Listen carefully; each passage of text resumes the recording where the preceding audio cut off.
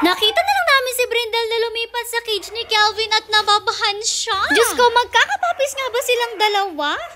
Hello, Pack members! Welcome back to Husky Pack TV. Start natin ang video na to sa pagkain ng ating mga Pack members. Bali, gabi nga pala nung na-film ito ni Mother at chinecheck niya nga kung sino yung mga kumain na at hindi pa. May bata nga na nagdidistract sa ating Pack members habang kumakain sila kasi naman ang Skyler natin gustong-gusto na kinikiss siya ng ating Pack members at talagang iniisa-isa niya pa yung mga yan. Si Snowy naman natin pinuntahan ni Skyler pero ayaw man tumayo ni Snowy, mukhang tinatamad yata siya, hindi tuloy siya nakakiss sa bata. Eto nga yung mga Pack members din natin na nakaubos na ng food nila. Una talaga nakakaubos yung si Meshka, o diba? Siya pa talaga yung maingay pero siya yung nakakaunang umubos sa takaw niya. Halos kamukha rin nga pala siya ng Junakis niya na si Kimbo at kahit nga kayo ay medyo nalilito sa dalawang yan. After yun nga pala magbigay ng pagkain sa kanila ay pinagbibigyan na rin nga sila ng mga water para after nga nilang kumain ay meron na rin silang maiinom. Yung iba naman Pack members natin dito, ayan, inuubos pa rin talaga yung food nila. Anyways, the next day nung papalabasin na nga ang Pack members natin, nagulat si Mother kasi nagkakagulo yun pala etong si Brindle ay kasama na nitong si Kelvin. Diyos ko, buti na lang nga hindi sila nagkababahan kasi imagine nung magiging Junakis nilang dalawa kung nagkataon. Alam nyo rin naman na iniwasan na natin to, tilagyan na natin ng protection talaga yung pinakagitna nila pero tingnan nyo sa taas pa talaga nanira para makadaan itong si Brindle. O diba kitang-kita nyo naman yung babang part ay nilagyan natin ng cover na hindi nga niya masisila dahil yung pinaka nakalagay nga doon ay talagang medyo madaling mabali. Expected na kasi natin nalilipat-lipat talaga si Brindle since gano'n na talaga siya ever since. Pero yun nga talaga ginawan pa rin niya ng paraan kung paano siya makakalipat kay Kelvin nung hindi nga niya kinering butasin yung nasa pababa ay doon talaga siya sa pataas bumutas. O diba napakagaling at napakatalino rin talaga ng Brindle natin. Pero alam nyo naman yun talaga mga wonder aspins natin. Iba talaga ang pagkatalino ng mga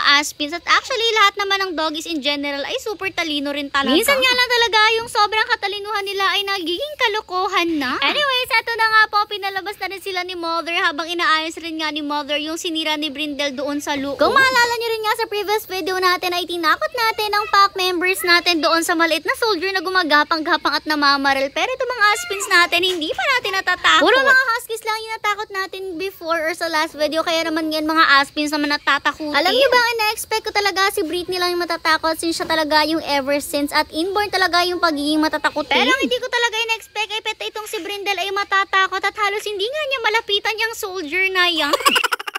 Inasar-asar pa nga siya ni Kuya Sermenyo since siya ngayon nagve-video dyan. Talagang hinabol-habol pa siya pero for the run siya. At alam nyo ba pati si Britney na damay na patakbo na rin. Pero yun nga silang dalawa lang talaga yung natatakot. Tapos itong si Oreo naman todo kagat lang sa Kuya Sermenyo todo habol kasi gusto niyang kuhanin yung toy na yan at wasakin. Sinabi ko din nga kay Kuya Sermenyo nagulatin itong si Brindle. Kunwari nga po ay hinahawak-hawakan niya or parang hinihimas-himas dahil madalas nagalambingan nga sila dyan sa taas. Tapos kapag hindi nga alam ni Brindle ilagay sa gilid niya, gusto lang namin makita niyo yung reaction pero Diyos ko ilalagay pa lang talaga ay mukhang nasa-sense na ni Brindle at umalis na agad siya. Di naman nakakatakot talaga itong gumagapang na to. Siguro nagtataka nga lang sila dahil first time lang nila makakita na ganyan kaliit na gumagapang-gapang dyan sa kanilang off-leash area. Nakailangan tempered nga si Kuya Sermenyo na takutin si Brindle pero talagang every time ay umaalis agad siya sa takot. Ito naman yung ganap dito sa loob. Bali nice na nga ni Mother itong grills na to pero for sure ay yan matatanggal pa rin at masisira pa rin ni Brindle kaya iisipan pa natin ng paraan kung ano pa yung magagawa dyan at malalagay. Nung time na to nga ay pinapasok na rin si na Brindle syempre para mapalabas naman na ang